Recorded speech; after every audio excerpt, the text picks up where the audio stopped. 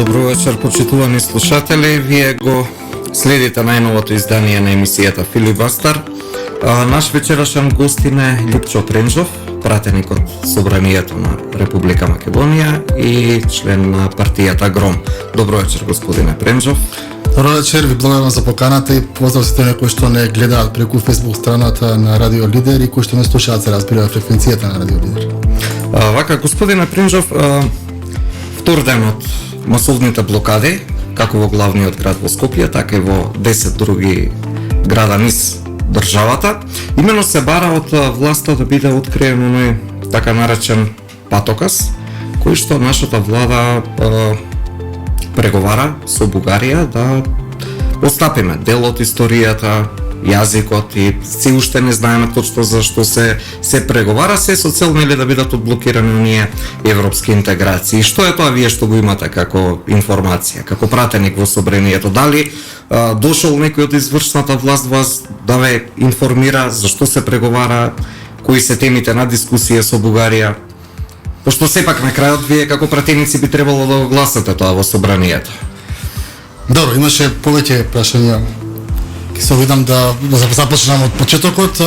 Како прво, ова не се масовни протести, туку се предупредувачки протести и се прават измеѓу 15 и 17 часот, каде што се блокира центарот на главниот град на Скопје и уште 10 градови, на повеќе раскрстици. Масовни блокади на повеќе раскрстици, затоа што пораката е предупредувачка дека со нашата историја, нашиот македонскиот јазик, култура, традиција, црвените линии за било кој преговори со било кој сосед и тука се разбира, мислам пред се на Бугарија.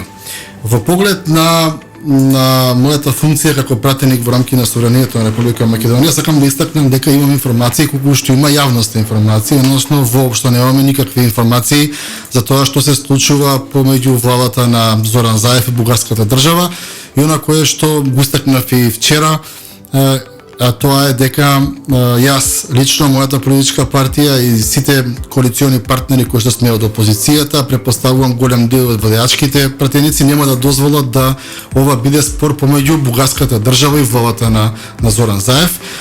Ова е спор помеѓу две држави и тој спор се решава на цивилизиран, на културен начин, каде што ќе преовладуваат аргументите, но истовремено и секоја држава треба да има соодветно изградена позиција во рамки на домашните општества. Значи, нас не треба во Македонија она кое што го има Бугарија, тоа е еден општествено политички консензус за позициите на државата при преговорите со Бугарија, бидејќи гледаме како тие се објективна пречка при нашето интегрирање во рамки на Европската унија. Сакам да истакнам и тоа дека како човек, пред се како граѓанин, а потоа како пратеник во Собранието на Република Македонија, никогаш нема да дозволам да македонецот и македонскиот народ бидат монета за подкосорување во балканските византиски игри. Нема да дозволам да нашата историја, традиција, култура и јазик бидат ставени на несоодветно место и да бидат негирани и никогаш нема да се согласам дека сме дрво без корен, па некој некогаш не создал преку ноќ и сте тие тези кои што ги имаат бугарските политичари и така арогантно и самоуверено ги даваат во јавноста изминативе месеци, би рекол. Она кое што сакам да го истакнам врска со преговорите е тоа дека се случува нешто со Бугарија. Ние имаме специјален пратеник во ликот и делото на господинот Вал Бучковски. Треба јавноста да знае дека господинот Бучковски единствено одговара пред господинот Заев, пред премиерот. Никој никогаш ниту го гласал, ниту го овластил во рамки на представничкиот дом, во домот на граѓаните, во Собранието, да преговара за било што во врска со спорот кој што го имаме со Бугарија. И сметам дека начинот на водење на било какви преговори позади завесите е недозволив. Тоа не е државнички, тоа не прилега на демократија од 21 век. Она што е демократски и кое што личи да се направи е да дојде премиерот, да дојде министер за надворешни работи и министерот за евроинтеграции во Собранието, сакаат на отворена, сакаат на затворена седница и да ги разговараме сите аспекти, сите понуди и шанси кои што ги имаме со Бугарија. Пак пак ќе повторам, ова не е спор помеѓу владата на Заев и Бугарија, ова е меѓудржавен спор. И најодговорно ви тврдам дека ниту пратениците од Социјалдемократскиот сојуз знаат што се случува, ниту најголем број од министрите во рамки на владата имаат било какви информации повеќе од она кое што имаме ние и сите граѓани на Република Македонија. Тоа е недозволиво. Тие имаат обврска да ни информираат нас што се случува во собранието, ние го имаме тоа право, а заеднички имаме право и обврска да изградиме на заедничка позиција на Македонија во преговорите. Бидејќи овако одиме во ќорсокак сите, не само Зоран Заев. Тој можеби највиновен и единствениот виновен, но целата држава, целиот македонски народ, целата македонска нација оди во ќорсокак. И јас уште еднаш ќе истакнам дека ниту еден албанец, турчин, влав, србин, бошњак, хрват, словенец кој што живее во Република Македонија, ако го прашате, никој нема да ви потврди ни дел од оние кои што се ставови на бугарската држава. Сте тие наши согаѓани кои што не се македонци, а се дел на македонската нација и живеат во македонско општество, знаат дека македонскиот народ има свој јазик, дека има свои корени, дека има своја историја, дека има свои позитивни и негативни личности во рамки на таа историја, и сте тие знаат колку многу македонскиот народ се мачел и крварел изминатиот период да создаде држава. Денес е 21 век, ние се стремиме кон Европа. Јас сум еден од оние кои што често пати ме велат дека сум ЕУ и НАТО фундаменталист. Да, сметам дека нас не е местото во рамки на Европската унија, ние сме на европскиот континент и сето она што е европска вредност, цивилизацијска придобивка на 21 век, ние треба да искористиме и со аргументи да одиме во секоја европска метропола и да шириме вистината и аргументите кои што се на наша страна. Ова кој што се случува и кој што го прави бугарската држава, ова е невиден преседан. Овакво нешто се нема случај во Европската унија и јас го поддржувам еден од министрите кои што се бават со надворешни работи на Германија да Европската унија престане да ги решава проблемите со консензус и да става вето, односно определени држави, а тоа пред се го мислам од Балканот, кои што имаат многу историја и многу нераščистени односи, не можеме да лечиме фрустрации затоа што некој прв влегол во рамки на Унијата. Господина Принчев, вие говорите за европски вредности. Вчера на протестите бевме сведоци на една немила сцена кога младо момче што снимаше со својот мобилен телефон беше брутално приведен и тепан од полицијата. Какви се тие европски вредности? Тоа не се европски вредности, напротив, тоа е одлика на полициска држава, а не на европски вредности. Јас вчера бев на раскрсницата кај градска болница, значи не бев на таа раскрсница кај Мавровка. Од она кој што можев да го видам од видеата, навистина јас сум згранат. Значи независно дали момчето имало право или немало право да снима полициски службеници и ги пушта лајв, независно, полицијата нема право да тепа некого, да витка рака, да удира по слабина, да го приведува и потоа да го пушта. Што е навистина едно кршење на основните човекови права. Ние не сме комунизам повеќе. Полицијата нема овластувања било кого да тепа, било кого да навредува, независно дали се работи за младо момче, дали се работи за постар господин, едноставно тоа не личи. И таквото поведение на полицијата е можеби само еден дел од она кое што ние не е европско во Македонија и тоа можеби е само еден дел зошто ние не можеме да мрднеме од мртва точка.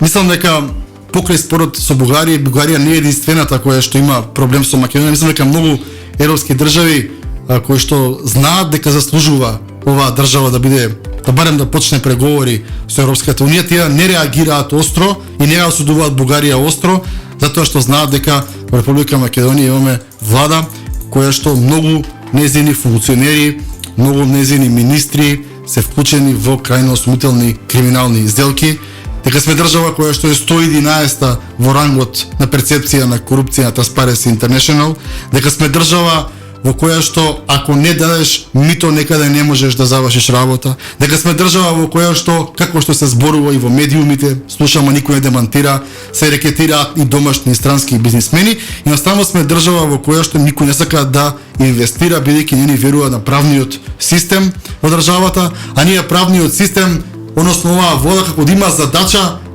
наместо да има идеја секој ден да го поправа тој правен систем, тие секој ден се трудат да направат перцепција да го расипат правниот систем. Последното беше вчера завчера во рамки на собранието, кога поранешниот пратеник, координатор на пратеничката група на СДСМ, актуелен генерален секретар на собранието на Република Македонија, на некој начин се предлагаше да биде уставен судија. Тоа е уставен суд, највисокиот суд во Македонија, и вие гледате дека таму имате сериозен проблем. И потоа се враќаме на Бугарија, преговараме тајно со Бугарија, не одиме никаде, едноставно ние сме во еден лавиринт и нас ни треба едно ресетирање час поскоро, да видиме кој е вредносниот систем во државата, да видиме, нас ни треба практично почеток од ново.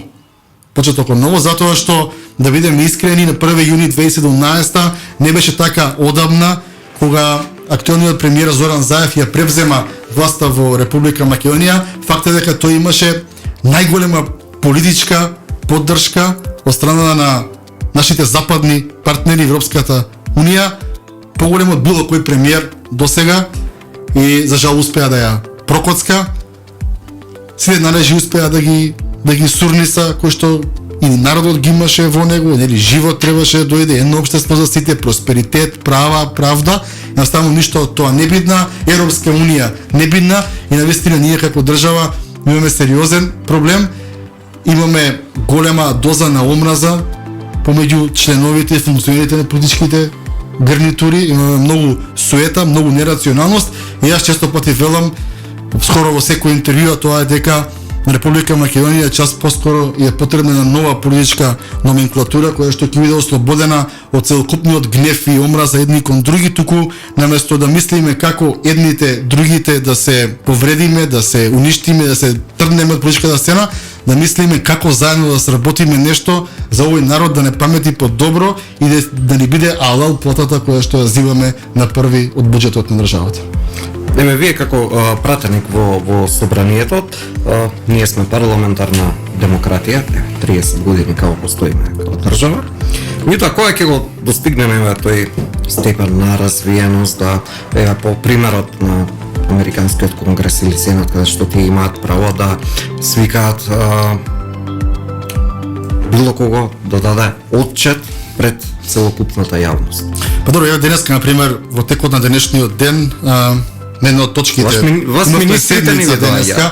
Да, имавме денеска седница и бидејќи јас како пратеник се обидувам секогаш да дискутирам објективно. Она што е добро, она што не е добро, никогаш не напаѓам лично, секогаш напаѓам политики или пофалувам политики. И денес баш со една колешка од Социјалдемократскиот сојуз и тој го кажав дека јас имав некои ставови во врска со овој предлог закон, таа голем дел ги поддржувам, на крај мораше полна партискана да си го задржи. И баш на контрреплика кажав, да, колешке, видете, дали знаете кога ние ќе бидеме нормална европска држава, тоа е кога собранието на вистина ќе биде дом на граѓаните, кога собранието не само формално, туку и практично и фактички ќе биде представнички дом на сите кои што живеат во Република Македонија, а владата, кога ќе доаѓа во собранието, ќе се тресе и само тогаш ќе имаме напредок. И го дадов примерот. Еде го примерот со господинот Венко Филипче, министер за здравство. Дали тој ни велеше вакцини ќе има, ако не крај на декември, почеток на јануар, сигурно средина на јануар почнува масовна имунизација. Да, неколку пати го зборуваше тоа, правеше дневно политички поени на таа тема. И на крај кога дојде масовна вакцинација? Во месец мај. Тогаш одговорно мнозинство во собранието го повикува министерот за здравство и заедно со опозицијата го разрешуваат. Тогаш можеме ние да размислуваме за европски вредности. Тогаш ќе ја платиме пораката и до другите министри дека многу треба да ги мерат и одмеруваат зборовите, помалку да зборуваат, а повеќе да прават дела и повеќе да работат. Што е тоа што е актуелно во собраниево? Никако има тренд последниве неколку години да некако јавноста се помалку ги следи оние собраниски средби и некако ние новинарите точно ги следиме, меѓутоа шок доаѓа во јавноста кога ќе биде изгласан некој закон. Еве конкретно СДСМ дојде на власт со некои постулати, еден од нив беше квалитетот на животот, квалитетот на воздухот. Колку е мртното 4 години. Што од закони имате изгласано вие во собранието за граѓаните да дишат почист воздух? Да, имавме вчера. Имаше еден закон кој што беше закон за квалитетот на амбиенталниот воздух кој што го дишеме. И тој закон беше ставено, замислете, европско знаменце. И сега на прв поглед кој ќе дојде во собрание, например, јас сум човек кој што не оди на работа за по дефолт да критикува владата, туку едноставно одам на работа да видиме како може да направиме подобро работата. И сега доаѓа законот, гледам европско знаменце во декември 2020. Пола година. А знаете кој има европско знаменце, има некоја усогласување со некоја директива од Европската унија. И да видиме што се промени. И сега го отварате вие закон, супер, викам, тоа е добро. Независно кој го прави. Кој се на власт, треба нешто добро да направат конечно за овој народ.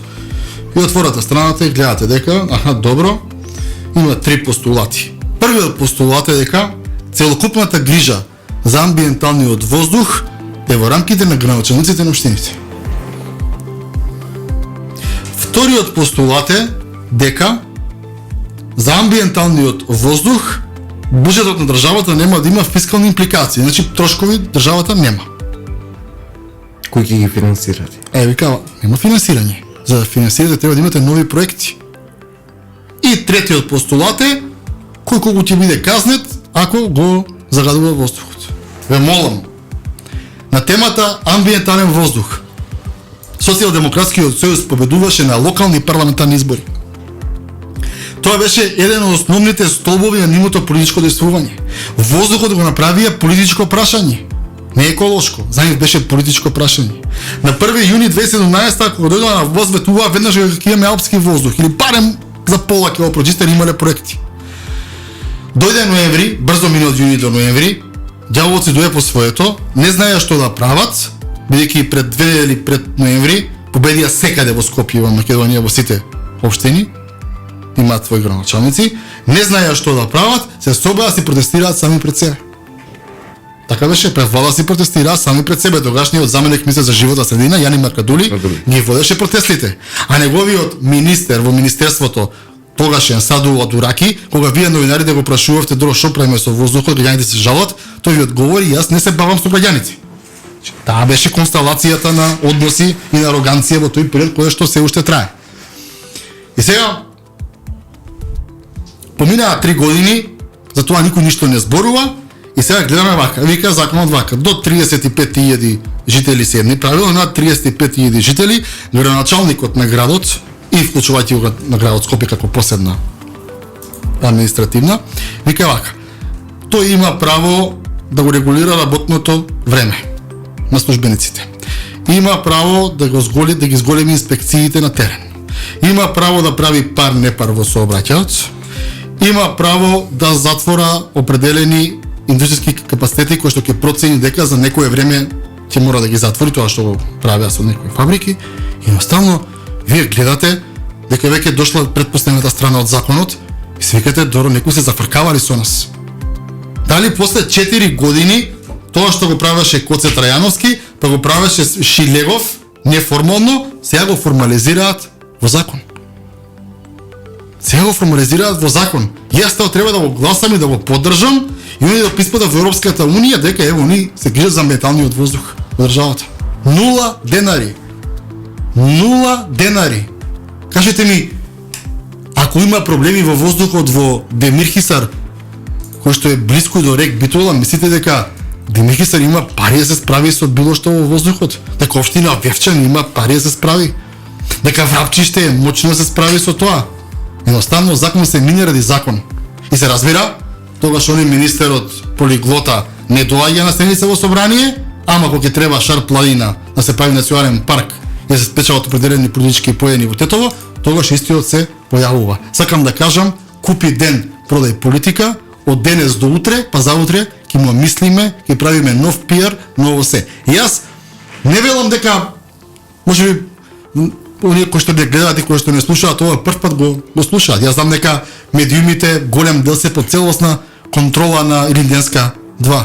Тоа е неспорно. И мене ми е јасно дека може би овие наши тези, повици, добра волја, елан за работа нема да дојдат до секаде, ќе ги скријат.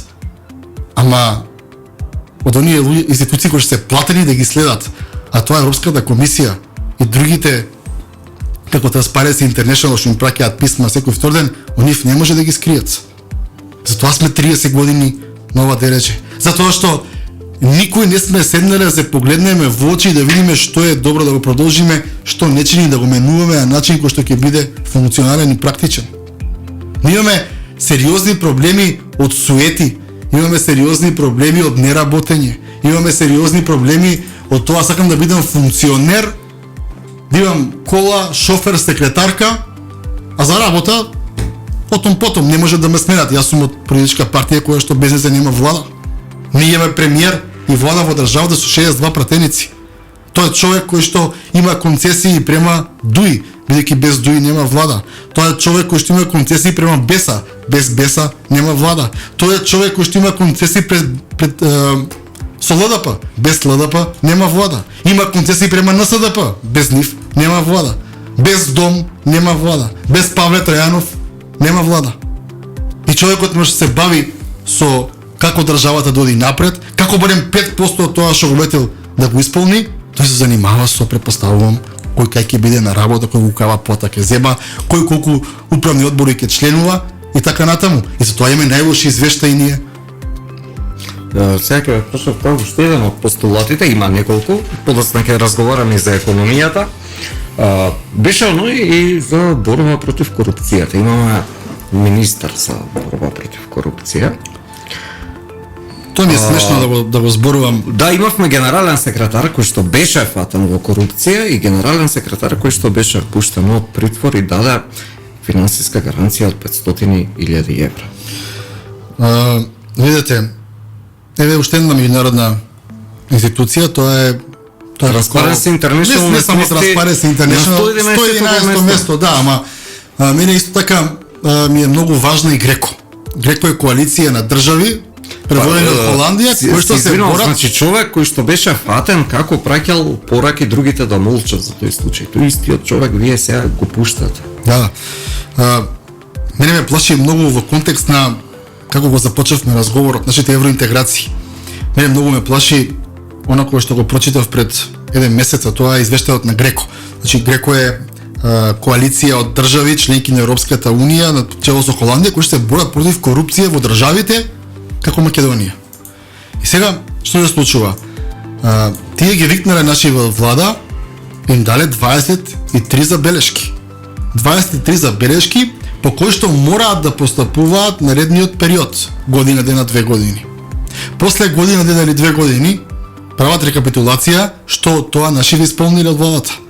Од 23 4 се исполнети. Зашто разговараме ние? Зашто разговараме ние? Јас секогаш ги прашувам и уште еднаш ќе прашам. Ако во 2018, 2019 и 2020 година сите министри, сите заменици министри, државни секретари, директори на агенции, сите градоначалници, сите директори на предпријатија се од една политичка номенклатура, ДУИ или СДСМ, значи и на државно и на локално ниво таа коалиција ги троши народните пари, при тоа гледаме дека сме најкорумпирана држава на европскиот континент, а немаме никој што одговарал до сега за корупција. Како вас да ве перцепираат сакате? Тоа значи дека или ми државата си има мафија, тоест мафијата си има своја држава, дека никој ништо не може, или не знам нешто друго може да ве прашање кое што дадовме државјанство на 214 драг лордови. Да, дадовме. Кој ќе одговара за тоа? Еве, освен признаа вина неколку луѓе што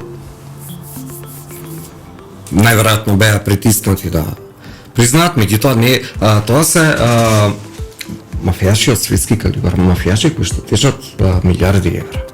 Тие не можат туку така да влезат и да се влезат у објектот на МВР, да се сликат и да им биде исторен документ. Јас согласувам, ете исто и за тоа во собранието немало никаква дискусија, сметам дека тоа е од значај за националната безбедност на државата, според мене.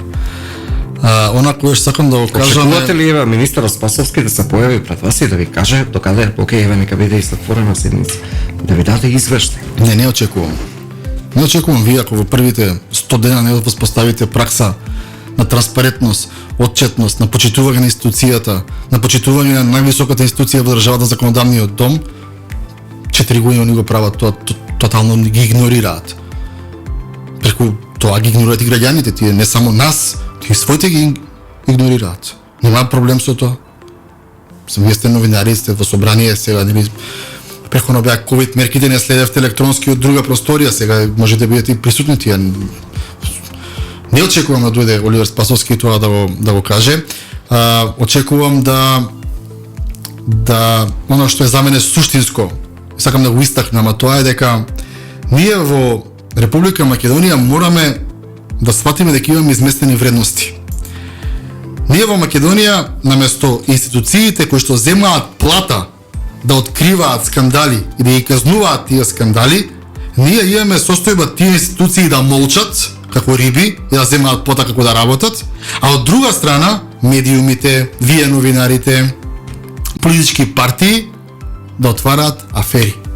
И многу е трагично кога некој новинар, медиум или политичка партија ќе ви ги извади документите што треба да ви бидат во министерството.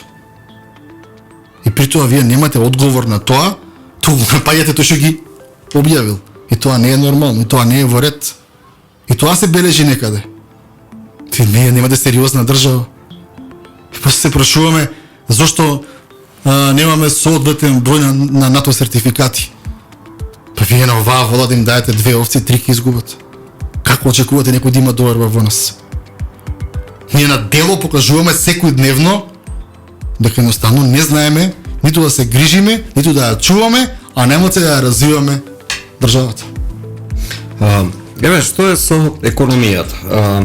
СДСМ дојде на власт, даде многу ветувања, најави многу инвестиции, Facebook, Google и што уште не.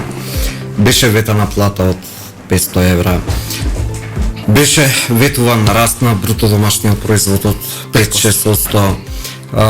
Беше ветувано драстично зголемување на оние капитални инвестиции, оние инвестиции во нови градинки, нови училишта, нови болници.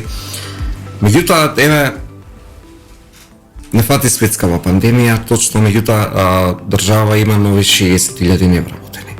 Бруто домашниот производ не убедува континуирано дека ќе расте, ќе расте, ќе расте. За годинава се уште не викаат дека ќе расте 5%, излезе првиот извештај за првиот квартал минус 7,9%. Се спрема ребаланс за буџетот. Држава ќе дава владата, ќе дава К15 на јавна администрација која што една година седеше дома.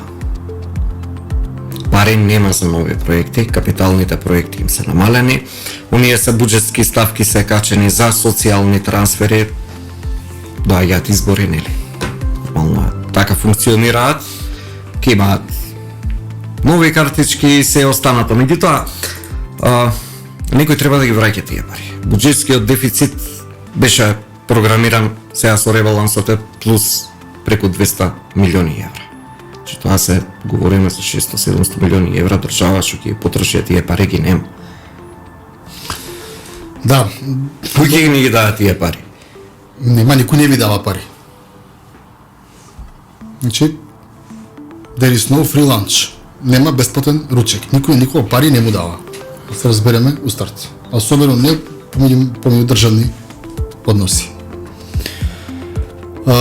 Видете вака, значи капитални инвестиции во државата нема, еве ова е веќе 5-та година, започна од 1 јуни како се на власт и 5-та година, секоја година, секој буџет, секој ребаланс има манипулации со капиталните инвестиции. На почетокот на јануари ставаат 1%, а потоа со првиот ребаланс тој процент го преполовуваат, ако не многу повеќе од тоа, и парите одат на социјални трансфери, претпоставувам ќе биде така и сега. Не сакам да шпекулирам за новиот ребаланс на буџет, бидејќи се уште официјално го немам видено.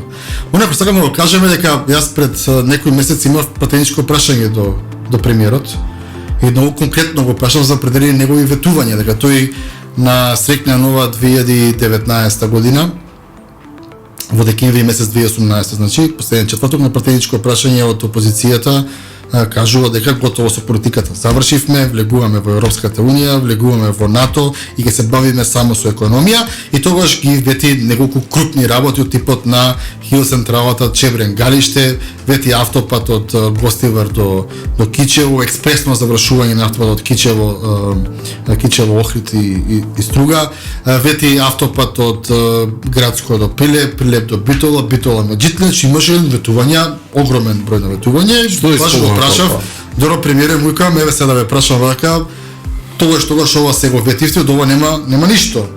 Значи ни браната направивте, ни автопат, ни ништо.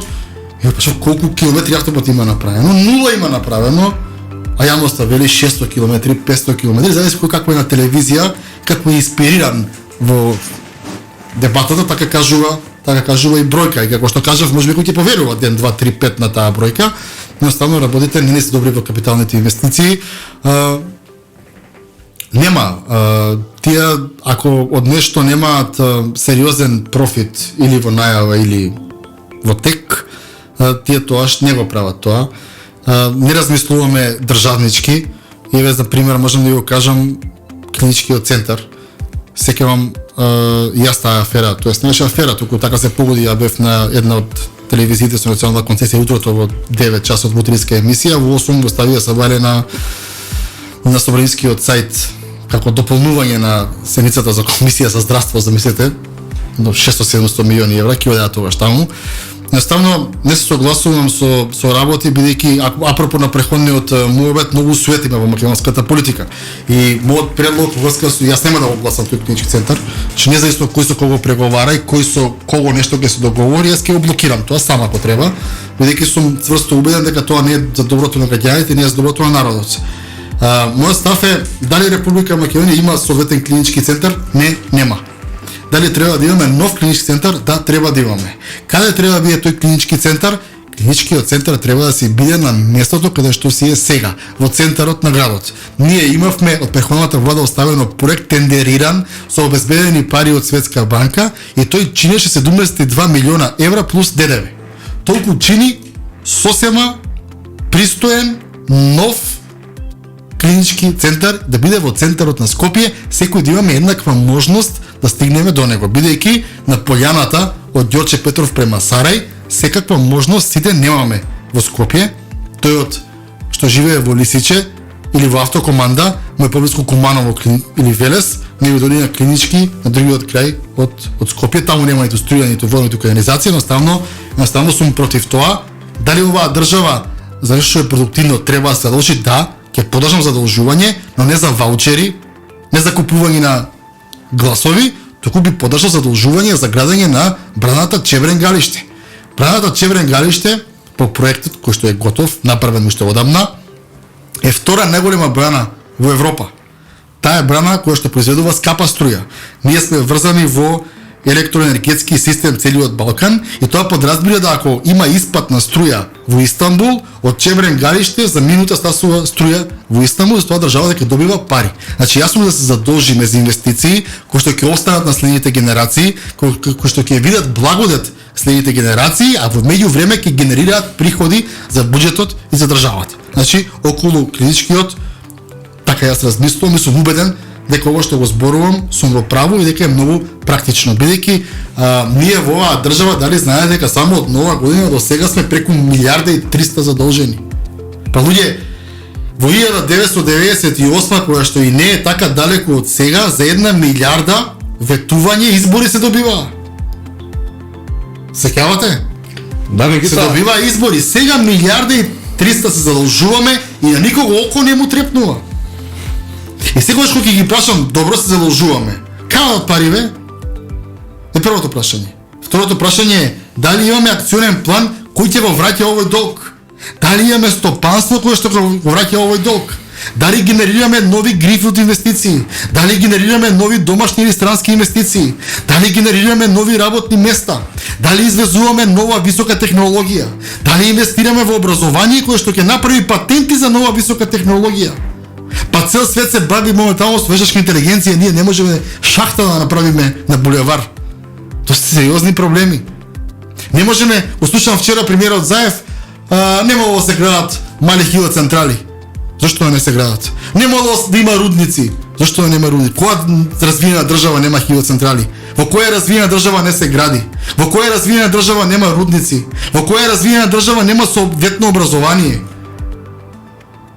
За како? Нема да градиме, градежните компании отидоа во Србија. Мајсторите не избегаа во Европа.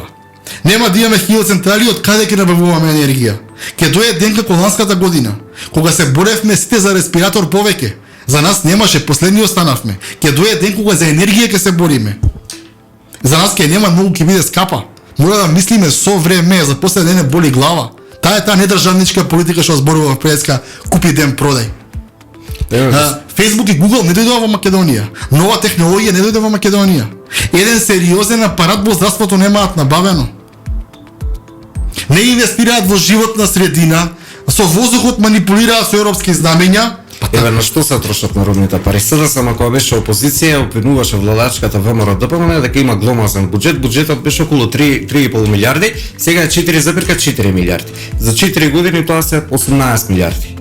На што се потрошени 18 милиарди евра? Околу 17 милиарди имаат потрошено изминативе 4 години од кога се власт во Плюс локалните самоуправи и општините, јавните предпријатија и така натаму. Ставно гледате дека ништо не мрда. Мислам дека тие имаат една многу скапо платена кампања која што Еве дадовте претходно многу добар пример, 98 со 1 милиарда се добива избори. Сега се потрошени 18 милиарди. Да.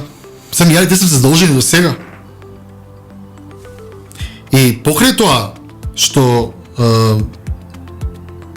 ги трошат парите, никој не знаеме кај си. Јас не знам, верувате ми. Верувате ми дека не знам, неговам дес социјални трансфери, плати и придонеси. Може само еден пример. Ајде. Го споменавте пред малку проектот за клиничкиот центар во Скопје кој што требаше да биде изграден на местото на стариот, да не беа одобрени од ЕБРД 72 милиони евра. Ги имавме тие пари на сметка. Нашата држава ги врати и плати казна за тоа што не се искористени преку 3 милиони евра. Да. Тие пари се доволни за изградба на 15 градинки. Таму има многу сериозни кој ќе одговара за тоа? Па треба да одговара. Има обвинителство кое што е заспано. Обвинителството се бави со политичките неистомисленици на власта. Со тоа се бави обвинителството. Денеска исто имавме случај во собранието каде им представник на институција кој што треба да се бави со корупција, таа се бави со тривијални работи пред 12 години, миши на актуелните проблеми. Еве, сега размислувам на што се трошат парите. Еве, например, општина Аеродром. 1000 евра, сијалица, улично осветлување. 1000 евра. Дали ќе се проведе еден ден ревизија на се што е потрошено последниве години? Јас мислам дека по потезите кои што ги прави Социјалдемократскиот сојуз, не само во економијата, туку и во судството, и во Уставниот суд, и во обвинителството, и во повеќе други институции, тие се спремаат за опозиција. Мислам дека новата влада ќе мора да донесе луѓе кои што се професионалци, луѓе кои што знаат, луѓе кои што не се послушници и апологети, и тоа ќе бидат луѓе кои што ќе си ја работат собствената работа. Ако ние имаме во институциите луѓе кои што ќе си ја знаат и професионално ќе си ја работат својата работа, мислам дека на обвинителство, на судство, на разни финансови, полиции, економски криминали така натаму, верувајте дека вклучувајќи ми мене и вас, и ако сте добро информирани, вие работата сте нови, ќе бидеме многу изненадени за тоа што се случува на државата изминатиот период. Уште две теми имам што би сакал да разговарам со вас. Прво, кога сме веќе кај буџетот и оние социјални ставки, пред нас се локални избори. Ако може само за буџетот, видите кој е куриозитетот. Тие ќе ја земаат, јас на време дури сакав да напишам, немојте да ми дојдете во собрание за преодувате со 2020 година. Зошто? Заради тоа што 2020 година е нерепрезентативна година. Особено првата половина на 2020 седевме дома, не отидовме на Великден, не отидовме на Духовден, не затворија целосно, не трошевме пари освен за храна, ништо. И очекував дека оваа година ќе биде многу подобар стартот, бидејќи реално не е тукав голем локдаунот. Па економијата ни на тоа деш сме 2% послаби од најслабата година во историјата на Европа и на светот. Датам одиме ние. Оваа година ние имаме задолжување за се и се што, само немаме за нешто што ќе донесе пари. Мора ова да го кажам, бидејќи навистина е така. Да, ева во пресвет на локалните избори кои што треба да се одржат втората половина на октомври или пак првата на ноември.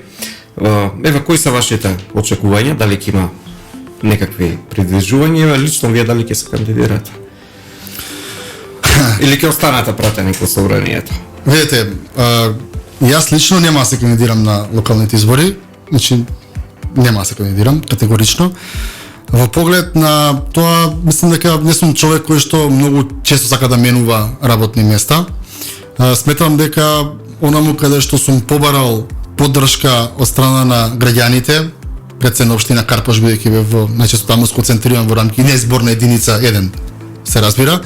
Ќе се трудам да сето она кое што сум го ветил со целото свое знаење, умење, енергија, да ги вложам несебично секој ден во собранието, или да алармирам доколку нешто не е во ред, или да поправам преку амандмани и да прифатат нешто да го направиме да биде подобро, или да поддржам нешто ако е навистина добро. Така што генерално мојата политичка борба ќе ја водам во рамки на собранието на Република Македонија. Локалната самоуправа е многу важна за граѓаните, таа е прва власт, таа е најнепосредна до граѓаните, но во моментот мислам дека политичката ситуација, државната политика, крупните политички прашања се оние кои што повеќе ме привлекуваат и каде мислам дека тука можам целосно да се дадам себе си, бидејќи навистина го сакам тоа и го правам од срце секојдневно во собранието. Ева, кога сме веќе и кај собранието, таа другата тема, денеска имавте остра реторика према пратеникот на Левица Димитар Пасиев. Вие го обвинивте дека не учествува во никакви протести, што така и е. Од друга страна, американскиот председател Бајден денеска нареди, тоест вчера нареди замрзнување на имоти, забрана за влез во САД на лица кои работат против Преспанскиот договор. Господинот Апасиев е тој што веднаш се пријави во американската амбасада. Добро, ќе поделам во два дела. Започнавме на надворешна политика и да завршиме на политика. Добро. Моите погледи на надворешната политика се дека Македонија треба да биде, тоа е мала држава која што мора да биде држава која што е напредна, која што има соодветно знаење, кадар и технологија, држава интегрирана во рамки на Европската унија, во која што либералната демократија и либералната економија ќе бидат оние кои што ќе носат државата напред. Јас сум либерал идеолошки, така што генерално поглед на европските прашања, така ги гледам работите. Во поглед на Соединетите американски држави, мојот став е добро познат и во јавноста, тоа е дека од 1944 година па се до 1990 година грантор за постоење на македонската државност и развој на истата била поранешна Југославија, а од 90-те години па до ден денешен, и така ќе биде претпоставено и во иднина, единствениот гарантор за постоење и за развој на Република Македонија е токму Соединетите американски држави, и тоа треба да ни биде јасно, толку повеќе што тие се единствените во моментот кои што даваат многу сериозни изјави од нивни високи представници во поглед на билатералниот спор кој што го имаме со Бугарија. Сакам да потсетам дека и Палмер и Рикер имаат став дека Македонија мора да започне преговори, дека мора да се одржи таа прва меѓувладина конференција, а сите оние историски прашања за херои треба да останат билатерално и дека не може врз основа на тие прашања некој нас да не блокира. Јас каму ќе ви кажам дека Зоран Заев таква изјава нема даено за Македонија. Таква изјава нема даено, јасна, гласна и чиста како што има даено, како што има давано представниците на Соединетите американски држави во поглед на денешната реобновување на наредба од страна на председателот, да мислам целосно во оригинален англиски текст се уште ја нема видено, мислам дека се работи повеќе за балканските држави, се работи за тие држави, едноставно да, корупцијата е онаа која што го назадува Балканот и мислам дека тука сме сите согласни. почитувањето меѓусебно на државите треба да меѓутоа продолжи. пораката е јасна дека американскиот председател, значи од највисока будност се следи состојбата. Па да, Балканот е во интерес на сите американски држави, тоа гледам како bestino за Македонија. Бидејќи кога биле тие отсутни од Балканот, биле сконцентрирани према војните во Блискиот исток и на друго место, ние како држава не сме биле баш во поволна позиција, така што генерално јас немам ништо против тоа да тие согласно нивните национални интереси, нивната надворешна политика ја кројат на начин на кој што сметам дека тоа е добар за нив. Тука не гледам ништо ниту спорно, ниту страшно. Што се однесува до оние изјави на колегата Апасиев, па еден друг председател на политичка партија ги вика естрада, јас повеќе ги викам камиказа. Наставно тоа е несериозно за коментирање, ниту речникот е сериозен, ниту настапите се сериозни, зборовите се внимателно избрани да бидат вулгарни, значи не се невнимателно така, тоа се смислена стратегија која што ќе определен дел од граѓаните кои што се разочарани, голем дел и со право и од ВМРО и Социјалдемократскиот сојуз едноставно велат ако не можеме да успееме вака да гледаме Сеир, бидејќи сметам дека тие кои што ќе го поддржат, повеќе го поддржуваат за Сеир да му гледаат, него ли дека веруваат во било какво политичко делување или пак просперитет за нив и нивните семејства. Во поглед на денешната расправа не беше за околу законот за утврдување на цените за болнички лекувања во приватните клиники. Претходно коалицијата Обнова на Македонија, предводена од ВМРО ДПМ, во која што сум јас член, во која што припаѓам, ние имавме таков закон во кој што велевме дека секој еден пациент кој што е заболен од COVID-19, да притоа од објективни причини не може да се стави на државна клиника или во болниците во матрешноста, да води во приватна клиника и со намалување на цените и квотите, фондот си го плати тоа, односно ние сме социјална држава и сме такви по устав да кога било кој од нас ќе се разболе, сте ние ќе платиме за тој човек да преживее, бидејќи според мене тоа е многу добар дел на уставот, односно имаме устав кој што е хуманистички и човекот за него е баш она кој што треба да биде личност и за мене тоа е во ред. И сега замислете вие после на 15 мај Апасиев во собрание пушта закон во кој што тој ги определува цените на приватните клиники до 5 денари, пример 42.375. Значи тој ви проценува како да биде, го прави тоа на 15 мај, го прави по скратена постапка, по редовна постапка се извинувам, тоа значи се разговара во јуни како што и денеска еве го се разговараше.